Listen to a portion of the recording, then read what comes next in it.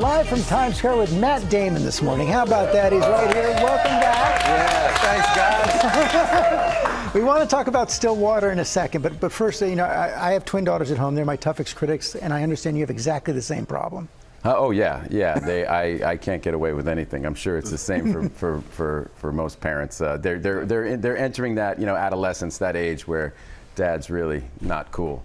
I try to explain to them how cool I really am. They're not buying it. I don't know. Even though I mean, you've been in some great films here. I mean, when they see. Well, my one daughter won't watch my. If she thinks I'm going to be good in the movie, she won't watch it because she just wants more. And if she thinks the movie's bad, if it gets bad reviews, then she's all in. So I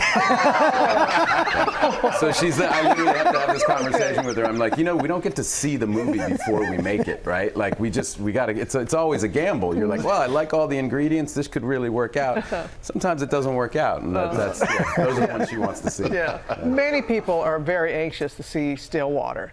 And Con, 5-minute standing ovation. You even got a little weepy. I did. I'm getting old. No, it was that feeling of being in a movie theater again with everybody. It snuck up on me. I was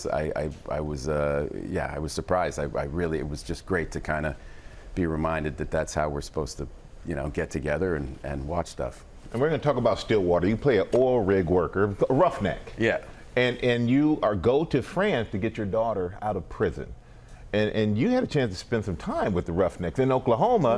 And outside of the way that they dressed and the look, what else did you take away from that?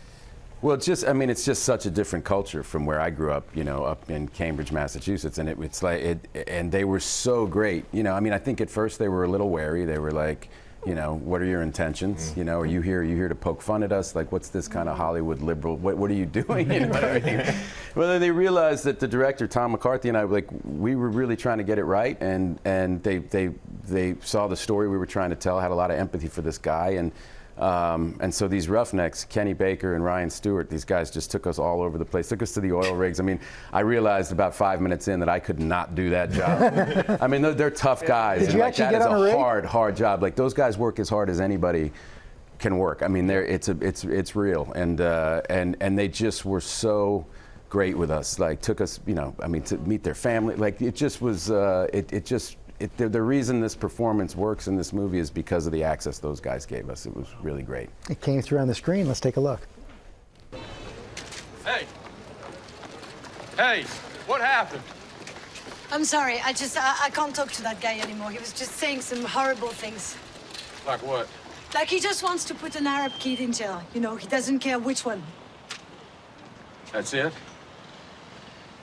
That's it? What do you mean, that's it? He's a racist.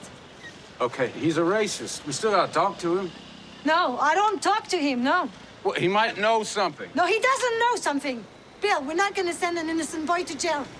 My daughter is innocent. You spent a lot of time location in France shooting that. What was your favorite part about being there? Oh, Marseille was where we shot, and that's a great town. Yeah, and it's kind of got, you know, it's reputed to be, it's like, it's got this great history and culture, and it's just the coolest place. It's got such a good vibe. I didn't know the city before I went. That's just the city that Jason Bourne got pulled out of the water. That's all I knew about it. And I was like, oh, so this is Marseille. Oh, cool. But it was what a wonderful place. Like, I would love to go back there and work again. But it's, you know, I got to bring this up. It's been almost 25 years since Good Will Hunting. I know, it's crazy. Which you co-wrote, of course, with Ben Affleck and your best bud. Yeah. Now you have a new movie, The Last Duel, that you two wrote together. Are we going to have to wait another 25 years for the next one?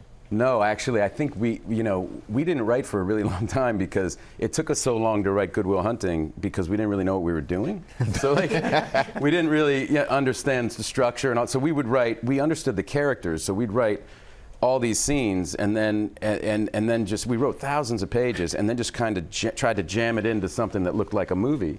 And this time, you know, we've been making movies now for 30 years, and so just kind of by osmosis, we've learned structure, and so we outlined it this time. That was a good idea. And we also wrote. We had a third writing partner, one of the great American screenwriters. Her name's Nicole Holofcener. So the three of us all worked together, and she definitely helped keeping us on between the rails too. So. 25 years since Good Will Hunting. 20 years. almost since Ocean's 11. Yeah, man, Yeah. it's weird.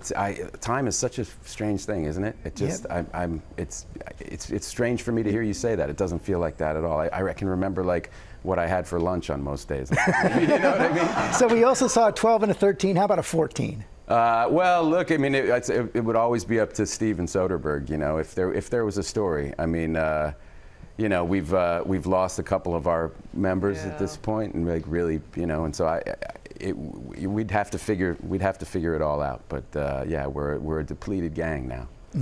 Yeah. What a franchise. Yes. Thank you. Thanks. Stillwater is coming to theaters on Friday. You got to go see it.